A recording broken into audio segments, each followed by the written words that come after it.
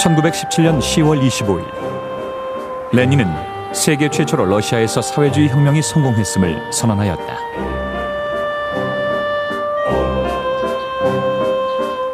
혁명에 참가하였던 노동자와 병사들은 귀족 여학생들이 공부하던 스몰리 학교 건물을 가득 메우고 있었다. 미국인 신문기자 존 리드는 소용돌이치는 혁명의 한가운데에 있었다.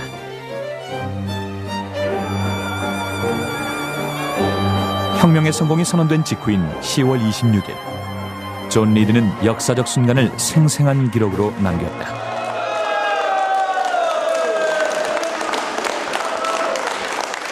연단에는 상임 간부회의 구성원들이 앉아 있었다. 대회장에는 수병과 저기대 등 군중으로 가득 차 있었다.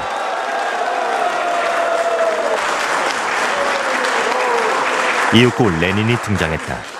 Рабочая и крестьянская революция, о необходимости которой все время говорили большевики, свершилась. Мы теперь приступаем к строительству социалистического порядка.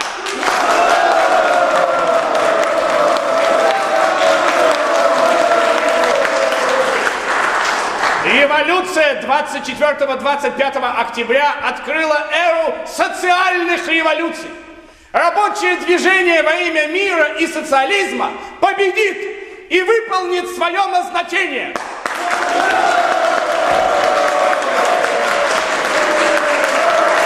이어서 레닌은 각종 포고령을 읽어나갔다. 레닌의 포고령에 대한 투표 결과는 만장일치였다. Вставай, проклятием заклейменный,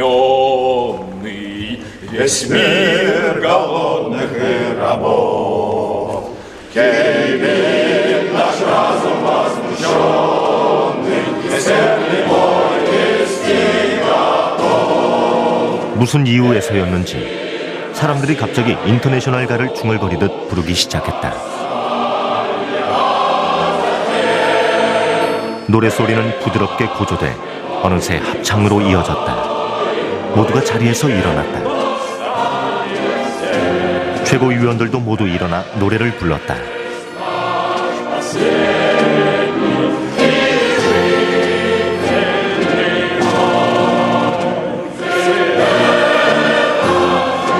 콜론타인은 눈을 깜빡이며 흐르는 눈물을 감추려 했다.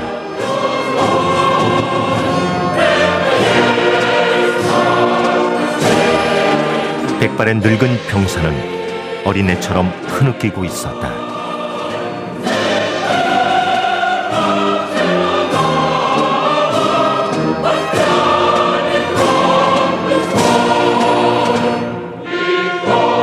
(1917년 10월) 세계 최초로 사회주의 혁명이 성공하였다.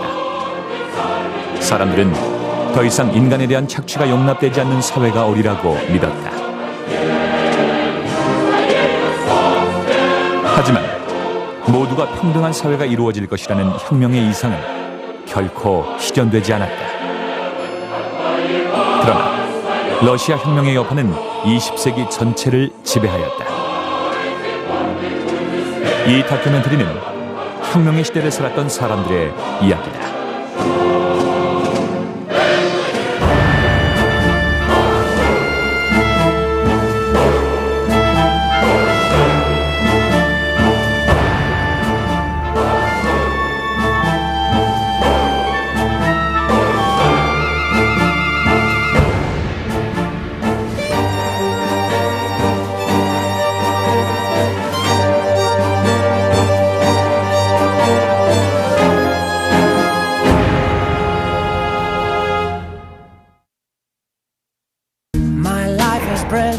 토스카 첨단 6기통 엔진과 5단 자동 변속기가 부드러운 주행을 만든다. 투모로우 스탠다드 토스카.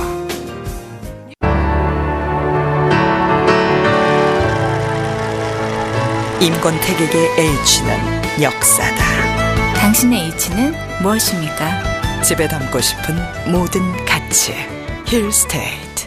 야, 돈 좀 있을까? 화장품 살 돈도 없어 얘. 오빠! 니도 거품 몰라? 빌릴 땐 간편하고 갚을 땐 마음 놓이는 인터넷 대출. 어때? 친구보다 낫지? 마음 놓이는 인터넷 대출 리드코프.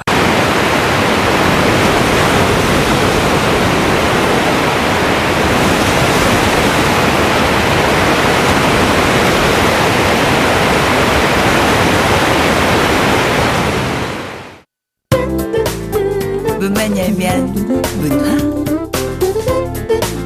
문만 열면 공원, 문만 열면 격이 다른 내일을 누리는 곳. 동탄 신도시 메타폴리스. 고맙다는 말, 잘했다는 말, 힘내라는 말 속에 동부금융 네트워크가 있습니다. 한 사람 한 사람을 위한 금융, 동부금융 네트워크.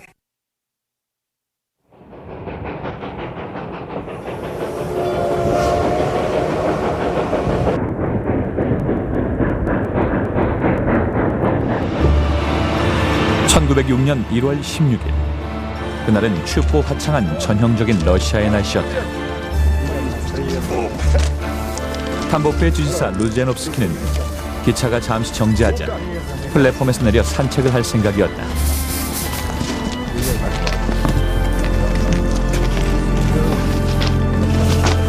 스무 살의 처녀 마리아 스피리도노바는 나흘째 루제노프스키를 추적하는 중이었다.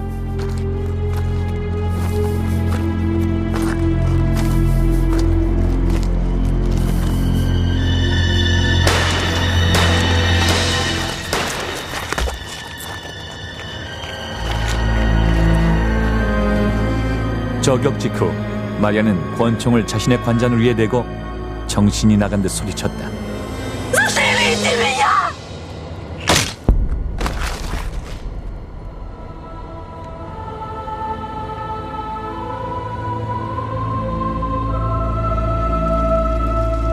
(1906년) tambo프에는 농민 반란의 회오리가 휩쓸고 지나갔다. 집들은 불타고 농민들은 살해당했다. 마리아는 무자비한 진압자 루제노프스키를 직접 처단하기로 결심하고 그를 추적하였던 것이다.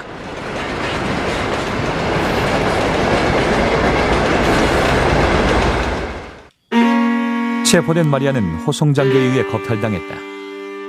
또한 그녀에게 살점이 찢어질 정도의 끔찍한 고문이 가해졌다.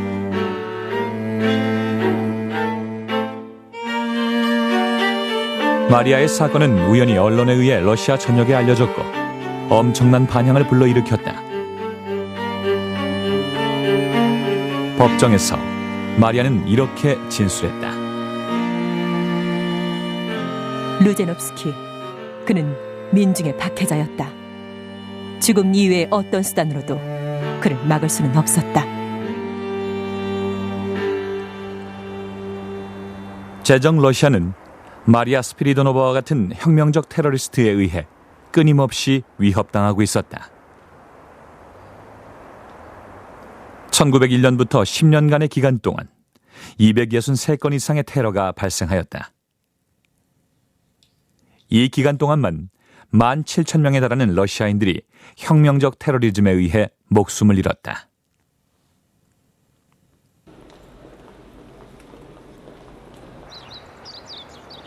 혁명적 테러리즘의 기원은 19세기로 거슬러 올라간다. 가장 충격적인 사건은 1881년에 일어났다. 농노 해방을 실시함으로써 해방자라는 호칭을 얻은 알렉산드르 2세는 이미 5차례나 암살 위기를 넘긴 바 있었다. 3월 1일 황제의 일정은 일요 예배와 부대 서열식에 참가하는 것이었다. 오후 3시경 예카테리나 운하를 지나던 황제의 마차 밑에서 폭탄이 터졌다. 무슨 일인지 알아보기 위해 내리는 순간 황제에게 2번째 폭탄이 터졌다. 황제는 궁으로 데려다 달라고 말한 후 의식을 잃었다. 궁으로 옮겨진 지 1시간 30분 만에 황제는 결국 사망하였다.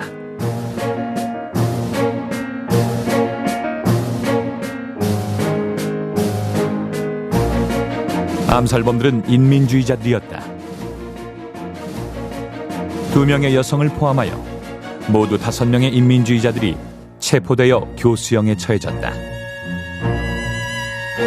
황제의 암살에 성공하자 인민주의자들은 러시아 전역에 혁명의 불길이 솟아오를 것이라고 확신하였다. И когда после убийства императора, значит, Александра II, на следующее утро Желябов, такой народник, который организовывал, он думал, что утром уже весь народ выйдет в Петербурге на улице и будет, значит, устроиться революция.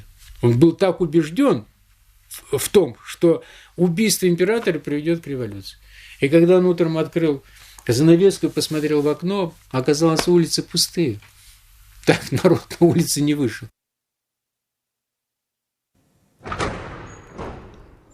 인민주의자들은 2가지 목표를 갖고 있었다. 하나는 억압적인 전제 정치를 끝내고 정치적 자유를 쟁취하는 것이었다.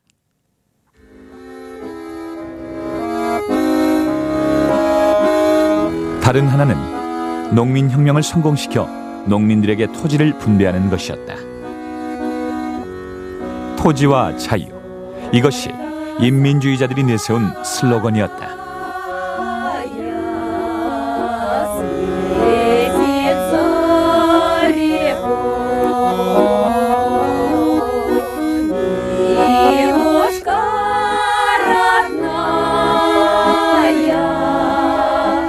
인민주의자들이 꿈꾸는 이상적인 사회는 농촌에 기반을 둔 사회주의 체제였다.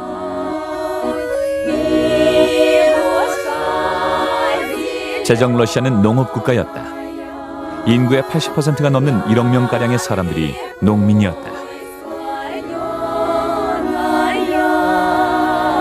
러시아의 농민들은 오래전부터 공동체를 이루고 살아왔다.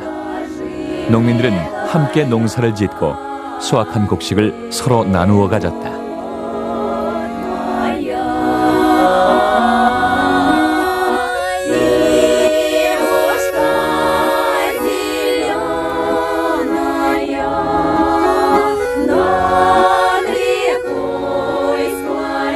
러시아어로 이 농민 공동체는 옵시나라고 불렸다. 러시아 농민의 삶은 옵시나에서 시작되어 옵시나에서 끝이 났다. 인민주의자들은 이 옵시나를 이용하여 농촌의 바탕을 둔 사회주의를 건설하려 하였다. 인민주의자들은 이미 자본주의 사회의 실상을 잘 알고 있었다. 유럽 자본주의 사회에서 하층민이 겪고 있는 절대빈곤은 이들에게 큰 충격을 주었다. 인민주의자들은 러시아에 결코 자본주의가 도입되어서는 안 된다고 믿었다. Зачем России капитализм, если он приносит такие тяжелые плоды? Значит, можно избежать капитализма. А как? Почему можно избежать? Потому что они считали, что русская сельская община – это социалистическая организация. 그러나 1861년 알렉산드르 2세는 농노를 해방하고 러시아의 개혁을 추진하고 있었다. 인민주의자들은 황제의 개혁을 비판했다. 만일 황제의 방식대로 개혁이 이루어진다면 러시아는 서유럽처럼 비참한 자본주의 사회가 될 것이었다.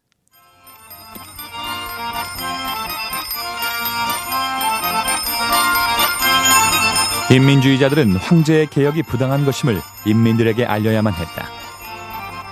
1873년과 74년 수많은 인민주의자들이 농촌으로 갔다. 인민 속으로라는 뜻의 브나로드 운동이었다.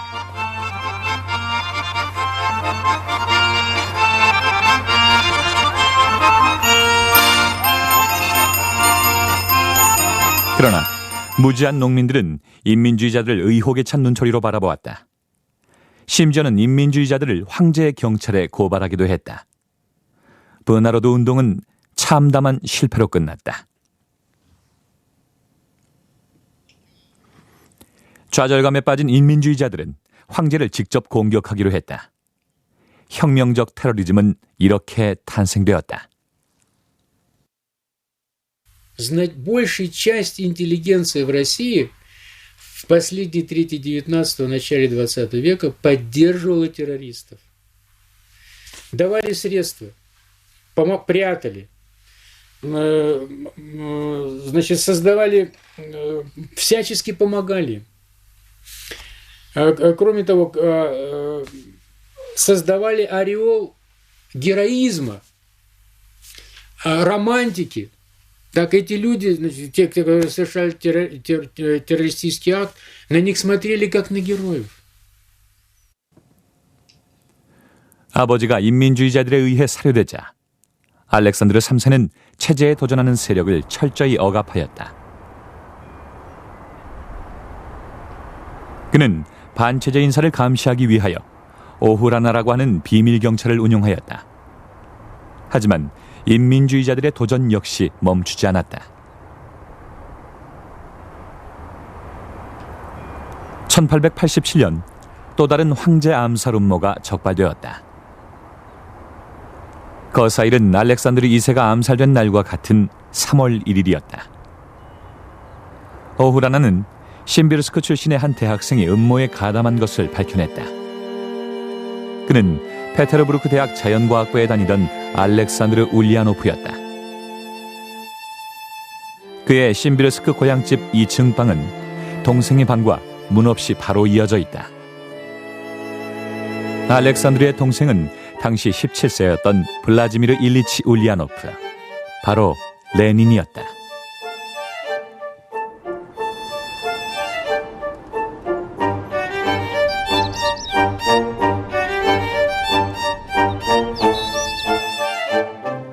레닌의 아버지는 신비르스크 시 교육감이자 세습 귀족이었다. 레닌의 부모는 유럽 문화에 관심이 많은 전형적인 계몽주의자였다.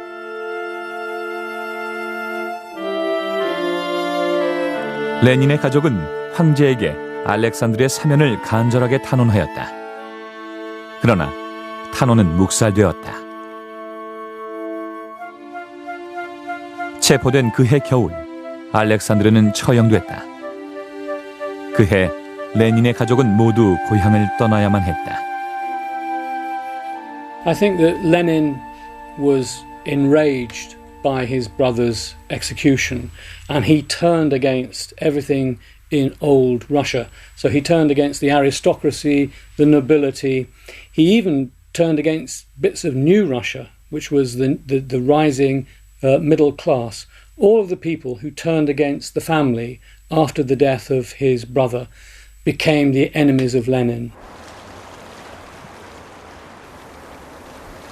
신비르스크를 떠난 레닌은 1890년 오랜 청원 끝에 페테르부르크 법대 입학 허가서를 얻어낼 수 있었다.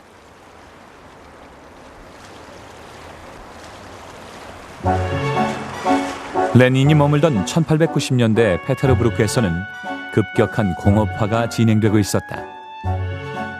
많은 공장이 세워지면서 러시아에는 도시 노동자라는 새로운 사회계층이 급속히 늘어가고 있었다. 또한 러시아의 지식인 사이에 과거의 인민주의를 버리고 새롭게 마르크스주의를 받아들이는 사람들이 늘어났다. 이들은 마르크스주의의 과학적 비전에 매료되었다. Well, Marxism was attractive to Russians for a lot of reasons. Firstly, it promised it was based on an industrial future, and Russia was beginning to industrialize, and there was a feeling that that was bound to create some sort of revolution in the country. Most Marxists began to think that the peasants would not be revolutionary material, so if there was going to be a revolution in Russia, it would be the working class that would create it, and therefore they turned to Marxism. 1892년 레닌은 2년 만에 페테르부르크 법대를 졸업했다. 졸업과 함께 변호사 자격증을 땄지만 레닌의 관심은 전혀 다른 데 있었다. 그는 오래전부터 혁명가를 열망하였고 이미 마르크스주의자였다.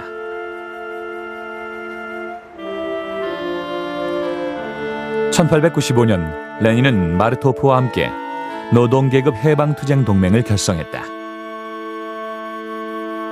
레닌은 파업 중인 공장 노동자들이 읽을 전단을 쓰거나 체포된 노동자들을 지원했다. 그해 12월 레닌은 체포되었다.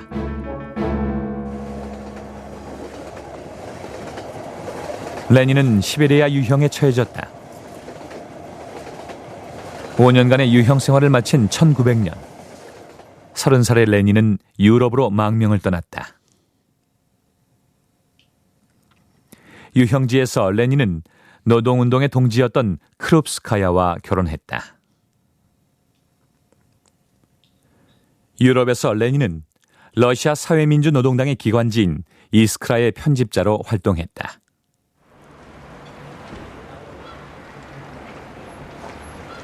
(1903년) 러시아 사회민주노동당은 창당 5년째를 맞고 있었다. 당 지도부는 과거 황제의 경찰에 의해 무산된 바 있는 당 대회를 다시 열기로 결정하였다. 당 대회는 경찰의 눈을 피해 런던의 한 비밀 장소에서 개최되었다. 2차 당 대회에서 예기치 않은 분열이 일어났다. Товарищ Шмартов считает, что наши разногласия вызваны только лишь вопросом о составе редакционной газеты. Но это не так. Это именно так, Владимир Ильич, потому что вы хотите сократить штат редакции «Искры» с 6 человек до 3. Да, это так. Это так. Я считаю, что это необходимо для более эффективного контроля за редакционной газетой. Неужели это не для того, чтобы сократить штат редакции за счет старых революционеров? Нет, это ваши домыслы, товарищ Шмартов. 이스크라 편집진 문제에 이어 레닌과 마르토프는 당의 규약에 대해서도 대립했다. 레닌은 러시아의 비밀 경찰을 피하기 위해서는 소수의 직업혁명가가 지도하는 당이 필요하다고 주장했다. 이와 반대로 마르토프는 서유럽의 사회주의 정당처럼 개방적이고 대중적인 정당의 필요성을 역설했다. 대립은 계속되었다. 몇몇 안건에 대한 투표에서 레닌의 파벌이 승리하자 레닌은 재빨리 자신의 파벌을 다수파, 즉 볼셰비키라고 명명해버렸다. 마르토프의 파벌은 자연히 소수파라는 의미인 맨셰비키로 불리게 되었다. The personal qualities that Lenin had were reflected in the organizational recommendations that he made because he wanted a highly centralized party, a party that would act as if it were a military force, a party that obeyed the instructions of himself and the other central party leaders. And so the majority split into two between the Bolsheviks and the Mensheviks. And the Bolsheviks wanted this harder sort of strategy for revolution that Lenin recommended, and the others, the Mensheviks, found this completely distasteful. 과거 동지였던 레닌과 마르토프는 각각 볼셰비키와 맨셰비키로 분리되어 적대적인 관계로 돌아섰다.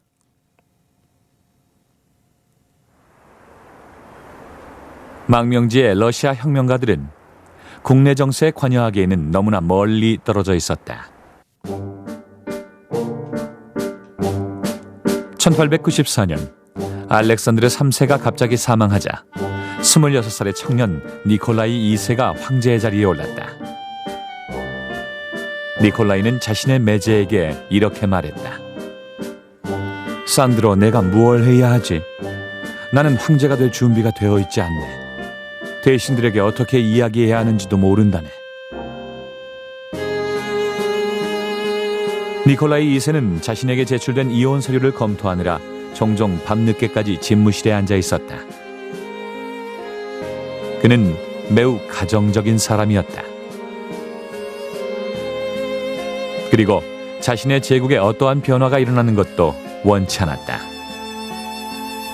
니콜라이 2세는 근본적인 개혁을 요구하는 목소리를 항상 외면했다. 20세기 초 러시아에는 대격변이 시작되고 있었다. 그러나 황제는 자신의 제국 앞에 닥친 현실을 제대로 이해하지 못하고 있었다. 19세기 후반 러시아의 농촌 인구는 70%나 폭발적으로 증가하고 있었다. 늘어나는 인구에 비해 토지량은 한정돼 있었다. 농민들의 토지에 대한 갈증과 함께 지주에 대한 불만은 점점 커져갔다. If you asked a peasant what really mattered to them about their life, they would say one thing, land. And there was a deep feeling that their poverty, which was without question, they were poor. 20세기 초부터 러시아 농촌 지역에서 반란이 빈발하였다. 농민 반란은 러시아 전역에서 1907년까지 계속되었다. 농민들은 인민주의 이념을 계승한 사회혁명당을 지지하였다. 상당수의 노동자와 지식인들도 사회혁명당의 지지자들이었다. 빅토르 체르노프가 이끄는 사회혁명당은 마르크스주의자들과 경쟁하며 러시아 최대의 정당으로 성장하고 있었다.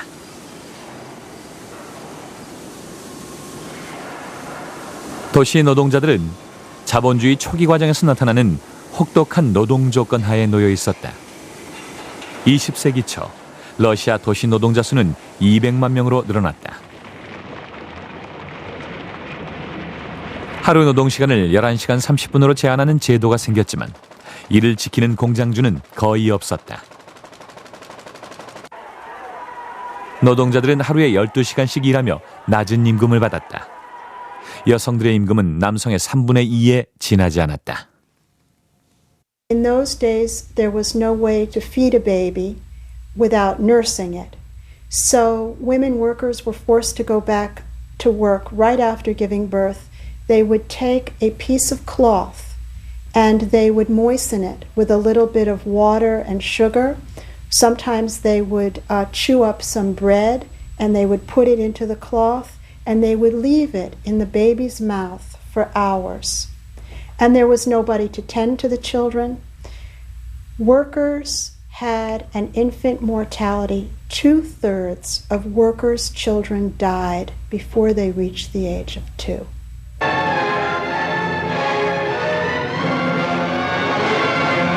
전제 군주정 하에서 노동자들의 요구가 전달될 수 있는 통로는 전혀 존재하지 않았다.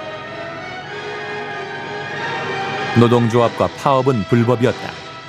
국가는 노동운동의 존재 자체를 무시했다. The state's policy was first to say, labor problem? We don't have a labor problem because we're a peasant society. We're different than the rest of the developed, economically developed world, and therefore we don't have workers. We don't have a proletariat, is how they would put it, and therefore we don't have to worry about trade unions and other such things. We have peasants and their traditional communes, and that's good enough. That didn't last very long, and the state began to realize that this labor movement kept growing.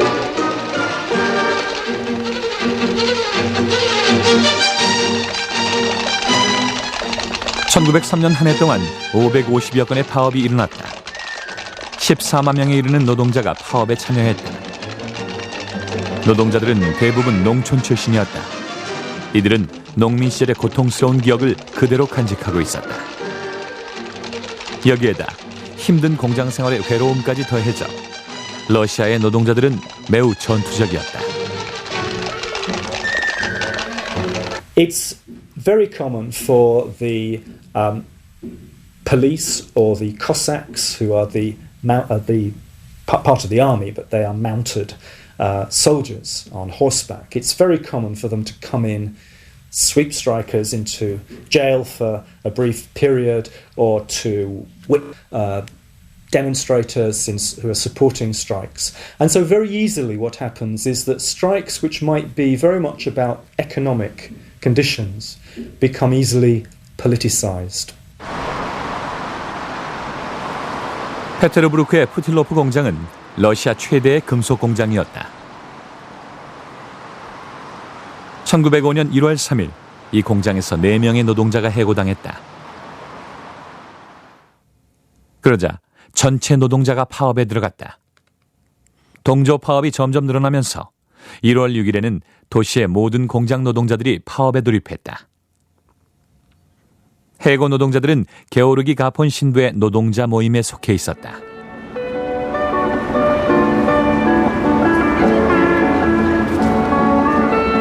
복직 문제가 쉽게 해결되지 않자 가폰은 황제에게 직접 청원하기로 결심했다.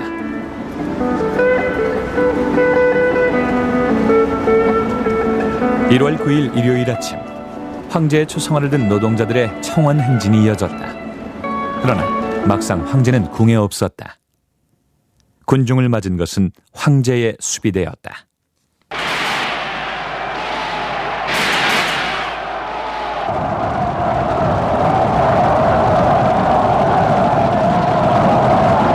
이날의 발포 사건으로 100명 가까운 사람이 목숨을 잃고 300명 이상이 부상당했다. 피해 일요일이었다.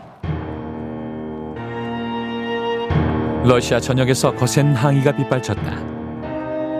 대중의 항의가 계속되자 결국 황제는 10월 선언을 통하여 노동조합과 두마라고 불리는 의회 제도를 허락하였다. At the end of 1905, in October, the Tsar granted his people a manifesto which gave them certain rights, including a representative assembly, as well as the right to form unions and so forth. And that was a kind of revolution because it ended the absolute monarchy and made Russia a kind of constitutional monarchy. 그러나 10월 선언에도 불구하고 노동자들의 저항과 파업은 계속되었다.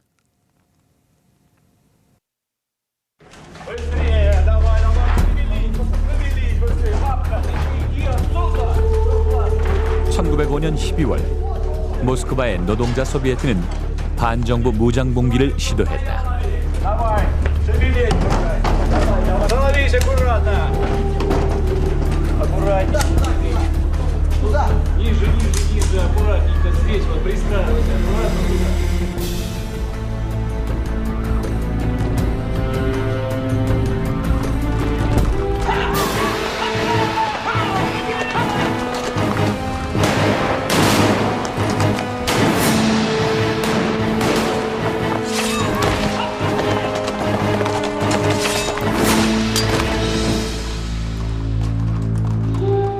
무장봉기는 무자비하게 진압됐지만 이 사건은 노동자가 권력을 장악할 수 있다는 가능성을 보여주었다.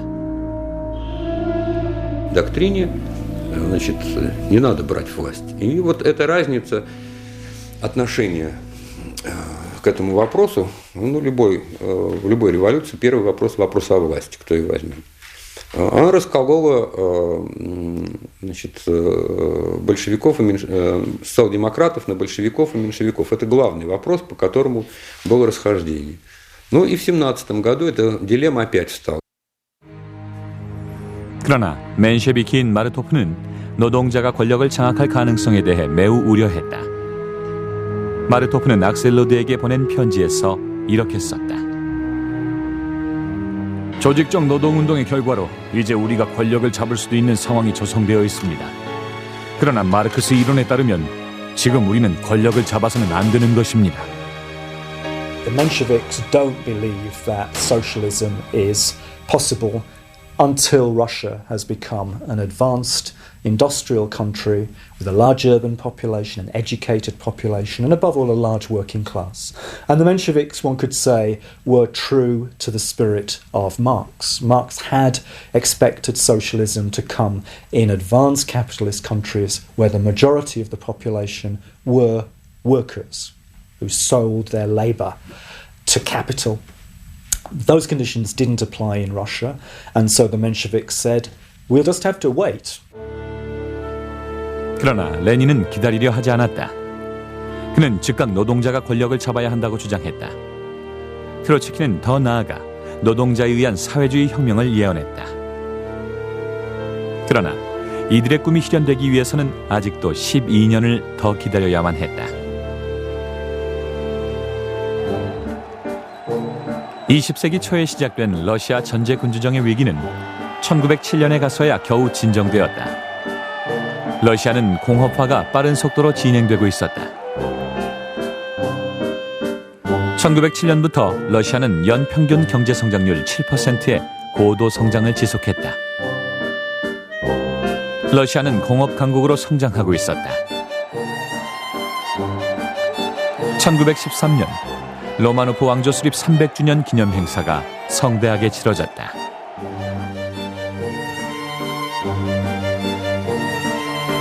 러시아는 끄떡없어 보였다. 완벽한 제도는 아니었지만 의회가 있었고 시민 계급을 대변하는 자유주의 정당도 존재했다. 망명지의 러시아 혁명가들은 혁명의 가능성에 대해 깊은 회의를 품고 있었다.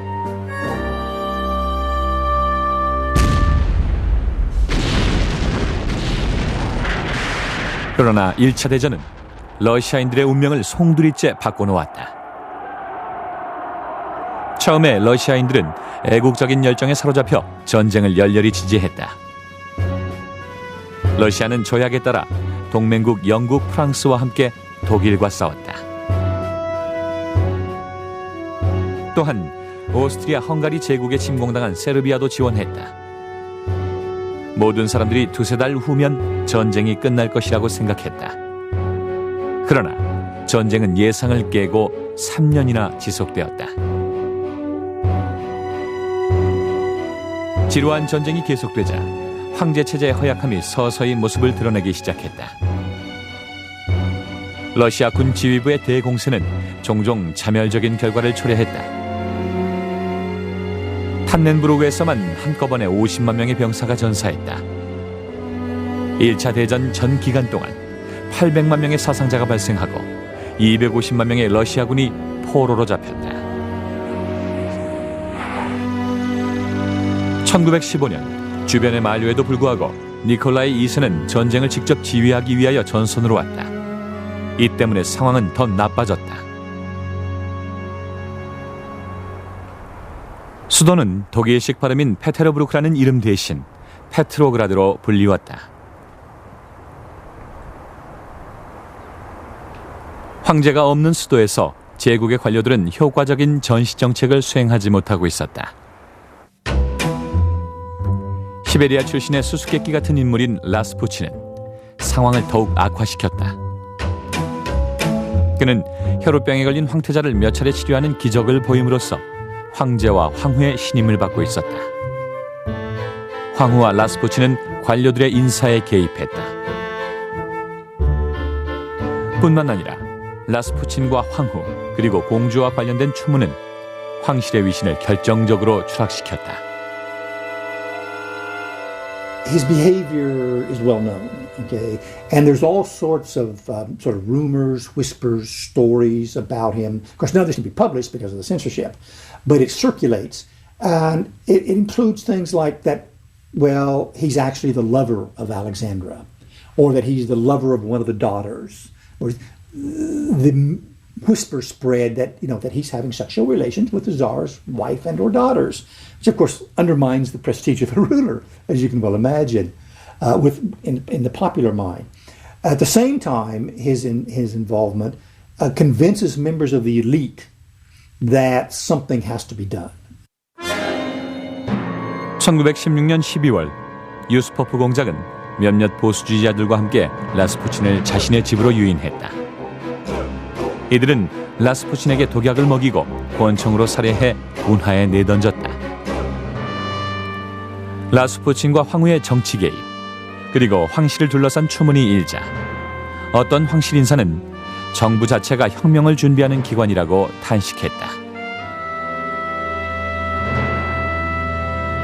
효과적인 전쟁 수행과 국정개혁을 위해 의원들은 진보 블록을 결성하였다. 그러나 정부는 이러한 노력을 거들떠보지도 않았다. 이펀 민주당의 밀류코프는 연설을 통해 정부의 무능을 개탄하였다.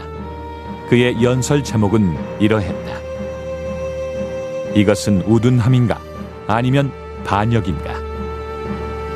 I would say that the actual beginning of the revolution, specific beginnings, are probably November and December 1916, when the parliament met.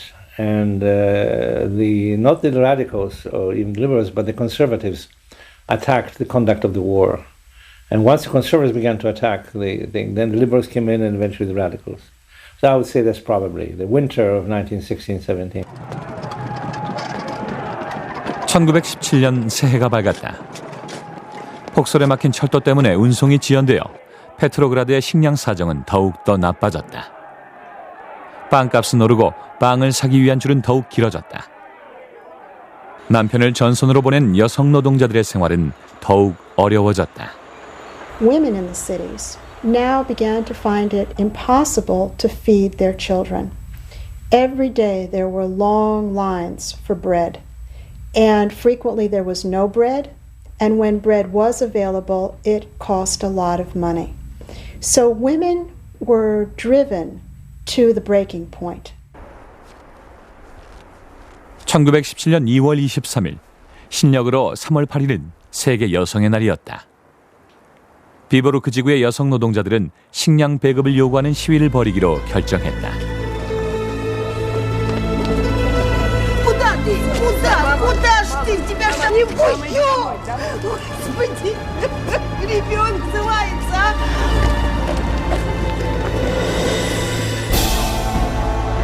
2월 23일 여성 노동자들에 의해 시작된 시위는 페트로그라드 시 전체로 확산되었다. 수십만의 군중들이 거리로 쏟아져 나왔다. 경제적 요구는 곧바로 전제정 타도라는 구호로 바뀌었다. 황제는 시위 사흘째인 25일이 되어서야 상황을 보고받았다. 황제는 수비대의 장군들에게 질서의 회복을 요구하였다. 사실상의 발포 명령이었다.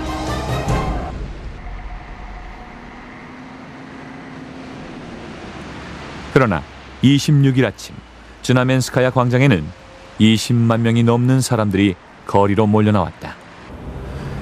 И где-то в начале 5-го, в 4 в начале 5-го, офицеры отдали приказ о начале стрельбы в демонстрантов для их разгона. Вот стрельба началась вот здесь, около Знаменской площади, на Садовой улице, у Казанского собора. Было много убитых, раненых. И причем, сказать, это был праздничный день, было много гуляющих просто по Невскому проспекту. И вот были среди убитых и раненых были простые обыватели.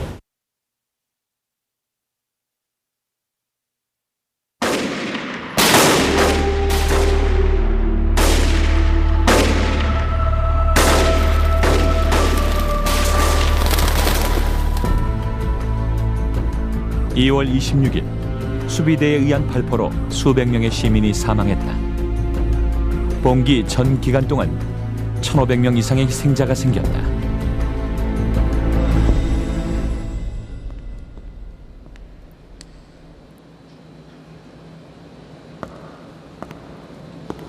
병사들은 시민들에 대한 발포가 시작되자 자책감에 사로잡혔다.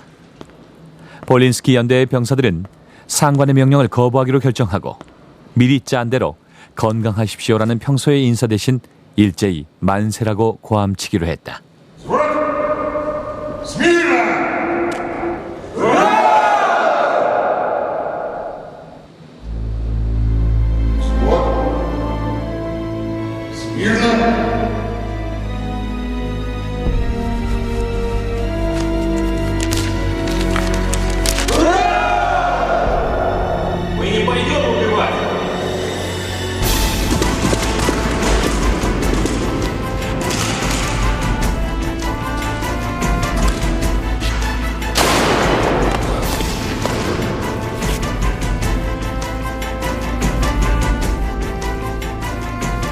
키르피치니코프.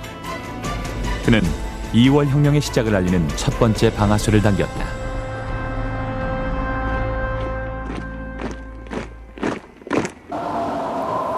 (2월 27일) 아침 볼린스키 연대의 병사들이 반란을 일으켰다.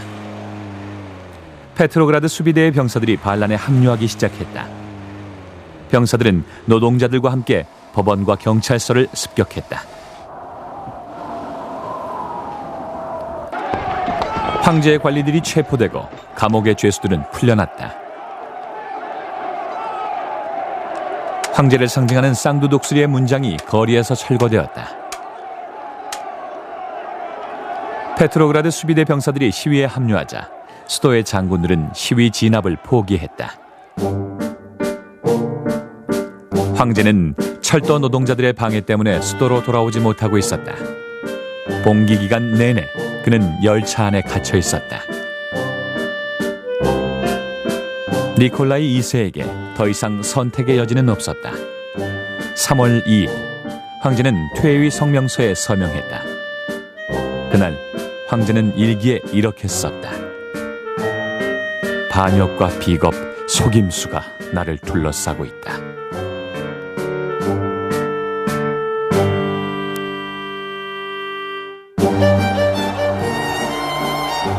1917년 2월 혁명은 대중들 스스로가 만들어낸 위대한 민주주의의 혁명이었다. 사람들은 혹한의 추위에도 아랑곳 않고 새로운 세상에 대한 열망을 거침없이 쏟아내었다. 구체제의 압제가 사라진 러시아의 거리에는 자유와 희망이 용솟음치고 있었다.